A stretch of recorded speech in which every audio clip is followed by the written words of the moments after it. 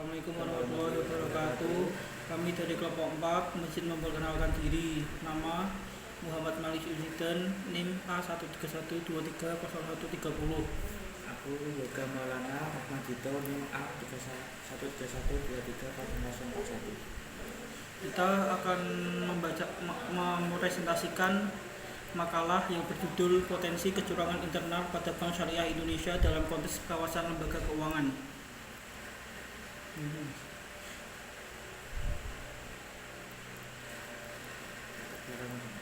Latar belakang Bank Syariah Indonesia merupakan entitas perbankan syariah terbesar di Indonesia yang terbentuk melalui proses merger beberapa bank syariah nasional dengan cakupan layanan yang sangat luas dan jumlah nasabah yang besar.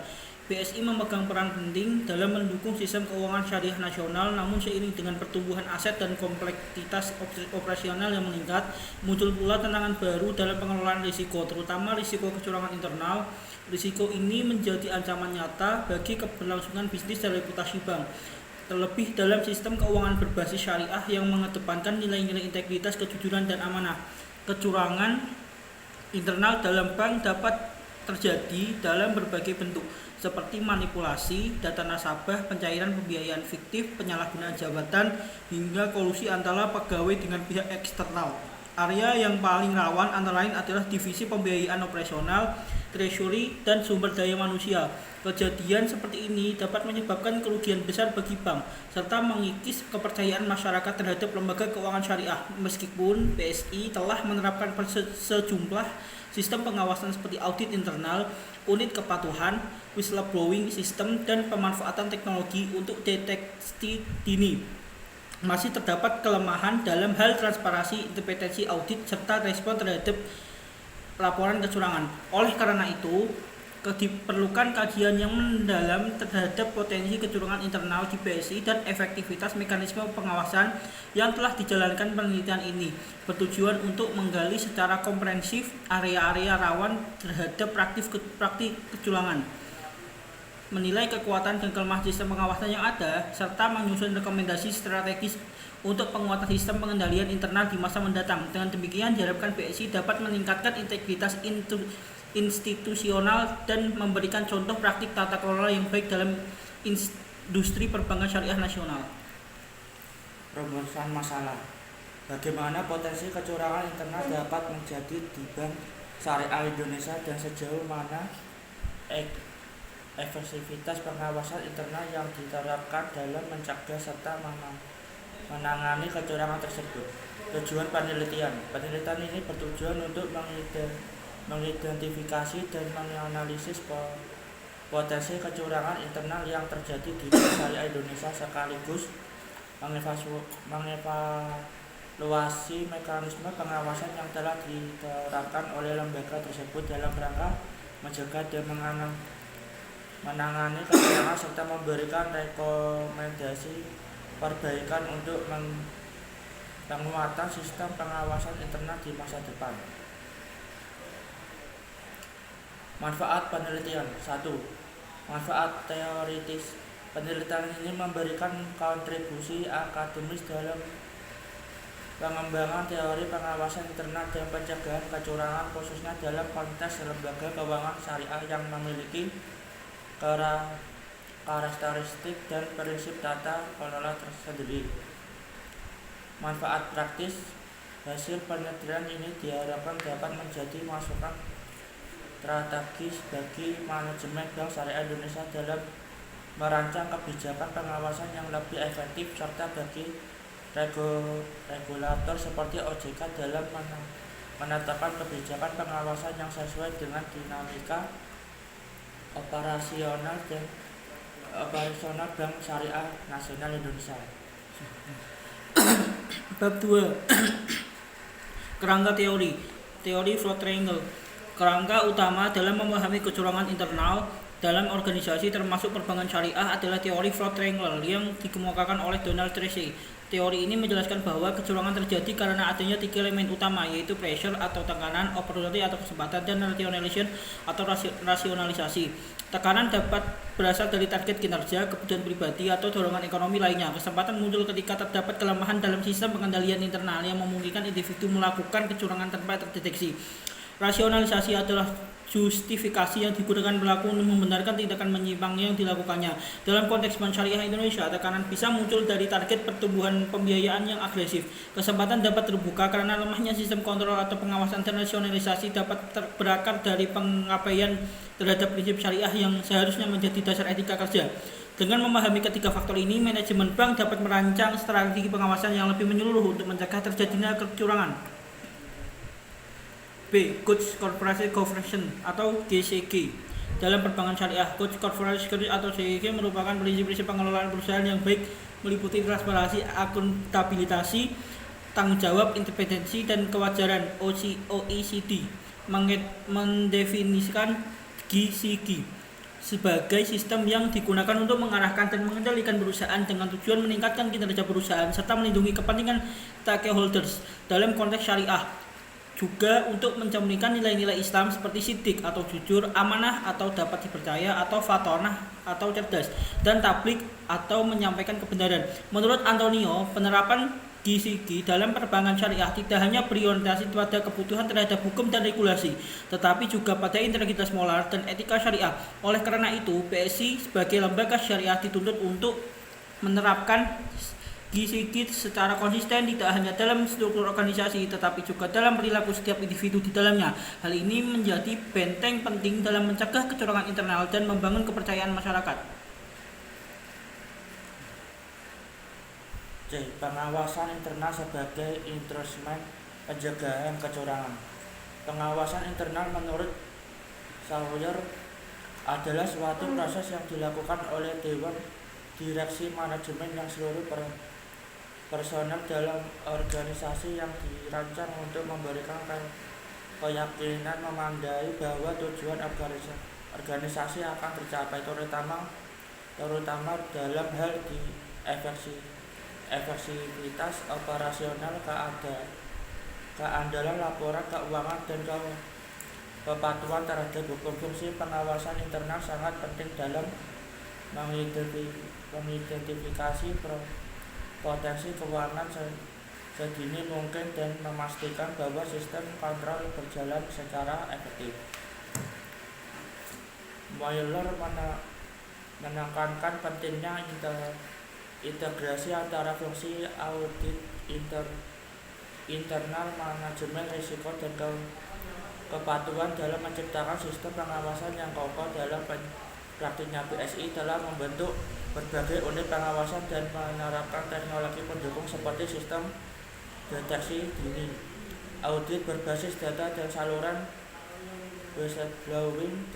Namun keberhasilan sistem ini sangat bergantung pada independensi fungsi pengawasan dan budaya anti fraud yang tertanam kuat dalam organisasi. Ketiga, pembahasan identifikasi area kecurangan internal di BSI. Bank Syariah Indonesia sebagai lembaga hasil merger dari beberapa bank syariah nasional memiliki struktur organisasi dan cakupan layanan yang luas. Kompleksitas ini membawa konsekuensi terhadap tingginya risiko terjadi kecurangan internal. Kecurangan dapat terjadi di berbagai unit, namun terdapat beberapa area yang tergolong sangat rawan. Divisi pembiayaan misalnya berpotensi mengalami praktek pembiayaan fiktif, kolusi antara petugas, antara nasabah, serta manipulasi data. Tekanan target pembiayaan dan lemahnya proses verifikasi seringkali menjadi pemicu utama. Divisi operasional dan layanan nasabah juga tidak luput dari potensi fraud, seperti penggelapan dana, rekayasa data transaksi, atau pemalsuan dan tanda tangan. Masalah ini diperparah oleh lemahnya pemisahan tugas, dan kurangnya pengawasan supervisor secara intensif. Sementara itu, divisi treasury dan keuangan rawan terhadap transaksi tidak sah dan pengelolaan dana yang tidak transparan akibat lemahnya sistem kontrol. Divisi sumber daya manusia pun menyimpan risiko keuangan seperti praktek nepotisme dalam rekrutmen atau promosi jabatan yang tidak objektif. Hal ini biasa merusak integritas institusi karena pelaku kecurangan mereka dilindungi oleh hubungan personal. Terakhir, divisi teknologi informasi memiliki potensi ancaman dalam bentuk penyalahgunaan akses sistem, penghapusan log transaksi, hingga kebocoran data. Celah keamanan ini perlu ditutup dengan sistem kontrol akses yang ketat dan audit IT berkala. B. Evaluasi sistem pengawasan internal di PSI. PSI secara kelembagaan telah membentuk sistem pengawasan internal yang terdiri dari unit audit internal, unit kepatuhan, sistem pelaporan, whistleblowing, dan pemerataan teknologi untuk deteksi dini. Namun efektivitas sistem ini belum sepenuhnya optimal. Salah satu kendala utama adalah kurangnya independensi audit internal, di mana unit tersebut masih berada di bawah struktur manajemen yang bisa saja memiliki konflik kepentingan. Dalam praktik ideal, unit audit internal seharusnya bertanggung jawab langsung kepada komite audit di bawah Dewan Komisaris agar hasil audit bersifat objektif dan bebas intervensi. WBS di PS memang telah tersedia namun belum dimanfaatkan secara maksimal. Pegawai masih merasa ragu atau takut untuk melaporkan kecurangan karena belum adanya perlindungan yang jelas terhadap pelapor. Tidak sedikit kasus pelapor yang justru mendapatkan tekanan dari atasan atau rekan kerja setelah laporan disampaikan. Hal ini justru menunjukkan bahwa sistem laporan HWI dilengkapi kebijakan perlindungan penghargaan bagi pelapor terjujur. Dari teknologi, PSI telah mulai menggunakan sistem CCTV berbasis data. Algoritma memiliki sistem deteksi secara menyeluruh antar divisi sehingga data yang diperoleh seringkali tidak komprehensif. Selain itu, sistem hanya aktif data transaksi yang sudah terdigitalisasi sepenuhnya, sedangkan pada proses manual atau hybrid, potensi fraud masih sangat terbuka. Fungsi Dewan Pengawasan Syariah DPS juga belum optimal. Pengawasan lebih difokuskan pada aspek kesesuaian produk dan dokumen, bukan pada perilaku dan praktik bisnis syariah secara menyeluruh. Padahal DPS seharusnya menjadi benteng utama dalam menjaga integritas syariah dalam setiap aktivitas bank, termasuk mengawasi etika dan moral kerja pegawai. 4. Penutup kesimpulan. Dari hasil pembahasan yang telah dilakukan dapat disimpulkan bahwa Bank Syariah Indonesia menghadapi tantangan serius dalam hal potensi terjadinya kecurangan internal. Resiko ini terutama muncul pada divisi-divisi strategi seperti pembayaran operasional, treasury, sumber daya manusia, serta teknologi informasi. Kecurangan yang terjadi pada berupa manipulasi data, kolusi, penggelapan, hingga penyalahgunaan sistem informasi. Faktor-faktor pemicu kecurangan ini antara lain adalah tekanan target kinerja, lemahnya sistem pengadilan internal, serta belum mengakarnya nilai-nilai syariat dalam budaya organisasi. Meskipun BSI telah membentuk sistem pengawasan internal seperti unit audit, kepatuhan, dan whistleblowing, efektivitas masih belum optimal. Hal ini disebabkan oleh rendahnya independensi audit internal, kurangnya perlindungan terhadap pelapor, pelanggaran keterbatasan internal teknologi pengawasan, serta belum maksimalnya peran Dewan Pengawas Syariah. Perbandingan dengan praktik bank syariah global menunjukkan bahwa terdapat sejumlah kesenjangan yang perlu segera dibenahi agar pengawasan internal dapat berjalan lebih efektif dan sesuai dengan prinsip tata kelola syariah. B. Saran. Sebagai upaya perbaikan, sarankan agar Bank Syariah Indonesia meningkatkan independensi audit unit audit internal dengan menempatkannya langsung di bawah pengawasan Dewan Komisaris melalui Komite Audit Independen, sehingga hasil audit dapat dijamin objektif dan tidak terpengaruh oleh kepentingan eksekutif. Selain itu, sistem e-ruling perlu diperkuat dengan menetapkan kebijakan perlindungan hukum terhadap pelapor serta memberikan ITP laporan yang terbukti membantu pencegahan kecurangan.